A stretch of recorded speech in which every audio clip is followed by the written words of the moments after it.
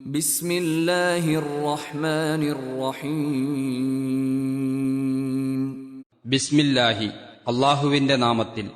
അർ റഹ്മാനി പരമകാരുണികൻ, അർ റഹീം കരുണാനിധി. പരമകാരുണികനും കരുണാനിധിയുമായ അല്ലാഹുവിന്റെ നാമത്തിൽ.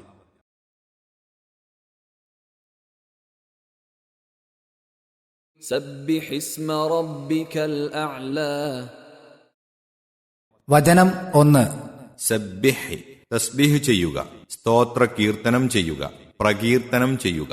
ഇസ്മ റബ്ബിക നിന്റെ രക്ഷിതാവിന്റെ നാമം, അൽ അഅല അത്യുന്നതനായ, ഏറ്റവും മേലായ. നിന്റെ അത്യുന്നതനായ രക്ഷിതാവിന്റെ നാമത്തെ നീ സ്തോത്ര കീർത്തനം ചെയ്യുക.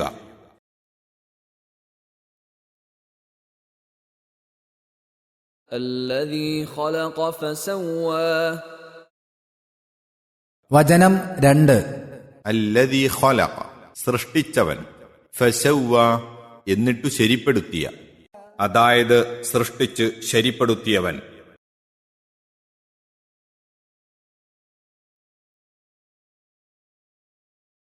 والذي قدر فهدى.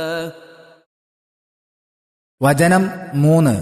വല്ലദീ ഖദ്ദറ നിർണയിച്ചവനും വ്യവസ്ഥ ചെയ്തവനും, ഫഹദ എന്നിട്ട് മാർഗദർശനം ചെയ്ത, വഴികാട്ടിയ, വ്യവസ്ഥ നിർണയിച്ച് മാർഗദർശനം നൽകിയവനും.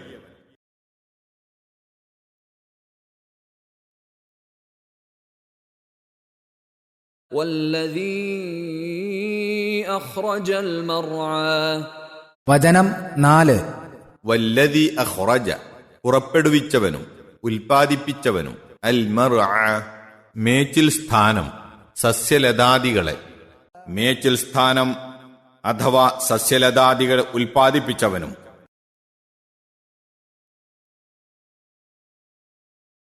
فجعله غثاء أحوى. വചനം 5.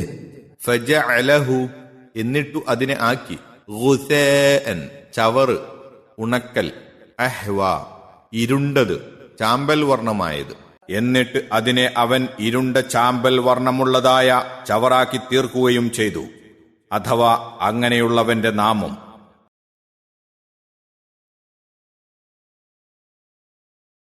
سنقرئك فلا تنسى. വചനം 6. സനുഖരിഉക നിനക്കു നാം ഓതിത്തരാം, നിന്നെ ഓദിക്കാം. ഫലാ തൻസ അതിനാൽ നീ മറക്കുകയില്ല, അപ്പോൾ നീ മറക്കുകയില്ല.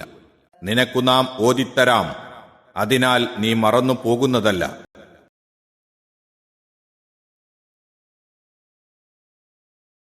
إلا ما شاء الله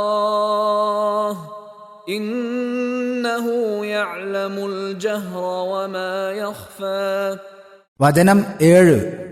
ഇല്ല ഒഴികെ, മാഷാ അല്ലാഹു അല്ലാഹു ഉദ്ദേശിച്ചത്, ഇന്നഹു യഅലമു നിശ്ചയമായും അവൻ അറിയും, അൽ ജഹ്റ പരസ്യം ഉറക്കെയുള്ളത്, വമ യാതൊന്നും, ഇഖ്ഫ അവ്യക്തമാകുന്ന മറഞ്ഞു പോകുന്ന. അല്ലാഹു ഉദ്ദേശിച്ചതൊഴികെ നിശ്ചയമായും അവൻ പരസ്യവും അവ്യക്തമായിരിക്കുന്നതും അറിയുന്നു.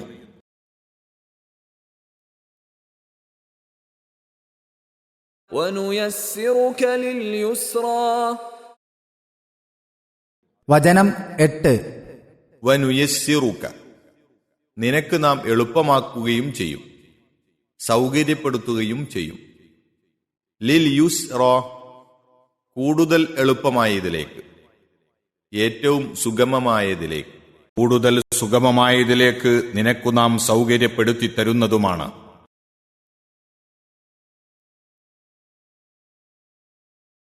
فذكر إن نفعت الذكرى. വചനം 9. ഫദക്കിർ ആകയാൽ നീ ഉപദേശിക്കുക, ഓർമ്മിപ്പിക്കുക.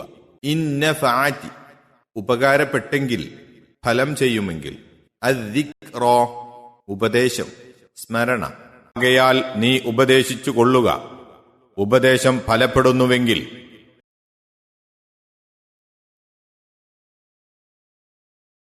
سيذكر من يخشى വചനം 10. സയദ്ദക്കറു ഉപദേശം സ്വീകരിച്ചുകൊള്ളും. മയ്യഹ്ഷ ഭയപ്പെടുന്നവൻ. അള്ളാഹുവിനെ ഭയപ്പെടുന്നവർ ഉപദേശം സ്വീകരിച്ചുകൊള്ളുന്നതാണ്.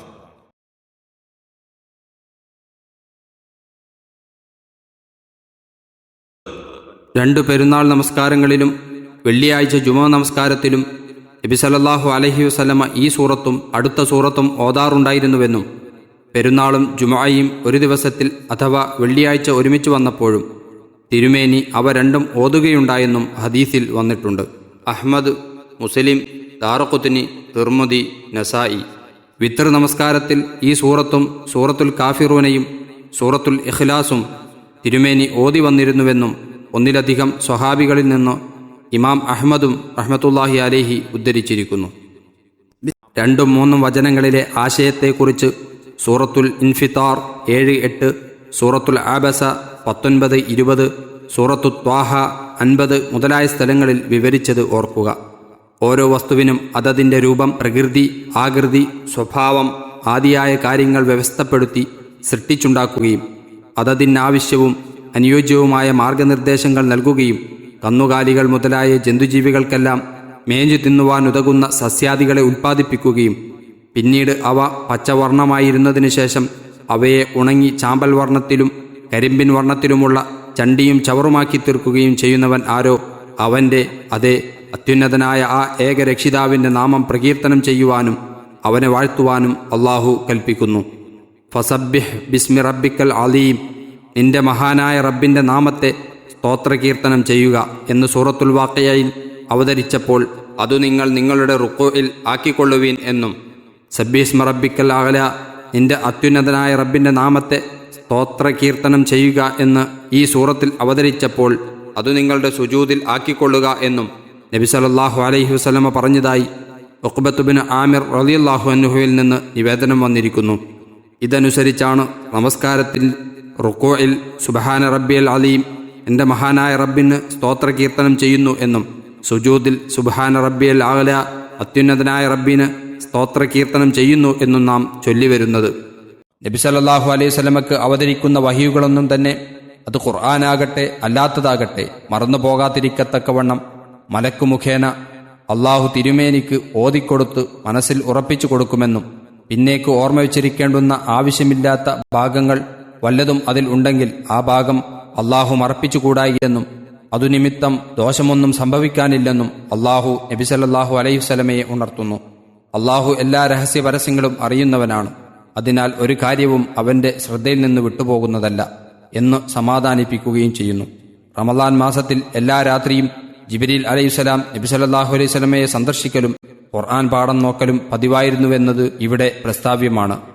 മതസംബന്ധമായും പ്രബോധന സംബന്ധമായും കൂടുതൽ എളുപ്പവും സുഗമവുമായ മാർഗങ്ങൾ നബി സല്ലല്ലാഹു അലൈഹി വസല്ലമക്ക് തുറന്നു കിട്ടുവാനുള്ള സൗകര്യം ഉണ്ടാക്കിക്കൊടുക്കുമെന്നുകൂടി ഇതോടൊപ്പം അള്ളാഹു വാഗ്ദാനം നൽകുന്നു. ഉപദേശം ഫലപ്പെട്ടേക്കുമെന്നു തോന്നുന്നിടത്ത് ഉപദേശം നൽകണമെന്നും ഫലപ്പെടുന്നതല്ലെന്നു കാണുന്നിടത്ത് അത് വേണ്ടതില്ലെന്നും അള്ളാഹു ചൂണ്ടിക്കാട്ടുന്നു. മത്സരബുദ്ധിയും ദുർവാശിയും ഉള്ളവരെയും എന്തുതന്നെ കേട്ടാലും തങ്ങൾ സ്വീകരിച്ചു വരുന്നതിനു വ്യത്യസ്തമായി മറ്റൊന്നിനെക്കുറിച്ചും ചിന്തിക്കുവാൻ തയ്യാറില്ലാത്തവരെയും ഉപദേശിച്ചിട്ടു കാര്യമില്ലല്ലോ. ഇബ്നു കസീർ റഹിമഹുള്ള ഉണർത്തിയതുപോലെ ജനങ്ങൾക്ക് ഉപദേശം നൽകുന്ന ആളുകൾ അറിഞ്ഞിരിക്കേണ്ടുന്ന ഒരു മര്യാദയാണിത്. അതെ, ആശയ്ക്ക് വഴി കാണുന്നിടത്ത് ഉപദേശം ചെയ്യുക, അല്ലാത്തിടത്ത് അതിന് മുതിരാതിരിക്കുക. അലി റളിയല്ലാഹു അൻഹു ഇപ്രകാരം പറഞ്ഞതായി നിവേദനം ചെയ്യപ്പെടുന്നു: ജനങ്ങളോട് അവർക്ക് മനസ്സിലാകുന്നതിനെക്കുറിച്ച് വർത്തമാനം പറയുക. അള്ളാഹുവിനെയും അവന്റെ റസൂലിനെയും വ്യാജമാക്കുന്നത് നിങ്ങൾ ഇഷ്ടപ്പെടുമോ? അഥവാ ജനങ്ങൾക്ക് ഗ്രഹിക്കുവാൻ കഴിയാത്തത് പറഞ്ഞുകൊടുത്താൽ അത് സത്യനിഷേധത്തിനും കുഴപ്പത്തിനും കാരണമാകുകയാണുണ്ടാവുക എന്ന് സാരം. സതുപദേശം ഫലപ്പെടുന്നത് ആർക്കായിരിക്കുമെന്നു അള്ളാഹു ചൂണ്ടിക്കാട്ടുന്നു. അള്ളാഹുവിനെക്കുറിച്ചും തന്റെ ഭാവി എന്തായിരിക്കുമെന്നതിനെക്കുറിച്ചും ഭയപ്പാടുള്ളവർക്ക് മാത്രമേ അത് ഉപയോഗപ്പെടുകയുള്ളൂ. ഈ രണ്ടു തുറയിലും ചിന്തിക്കാതെ ഹൃദയം മരവിച്ചവന് ഏത് ഉപദേശവും പ്രയോജനപ്പെടുന്നതല്ല. ഉപദേശം കേൾക്കാൻ തയ്യാറില്ലാത്തവന്റെ സ്ഥിതി എന്തായിരിക്കുമെന്ന് തുടർന്ന് ചൂണ്ടിക്കാട്ടുന്നു.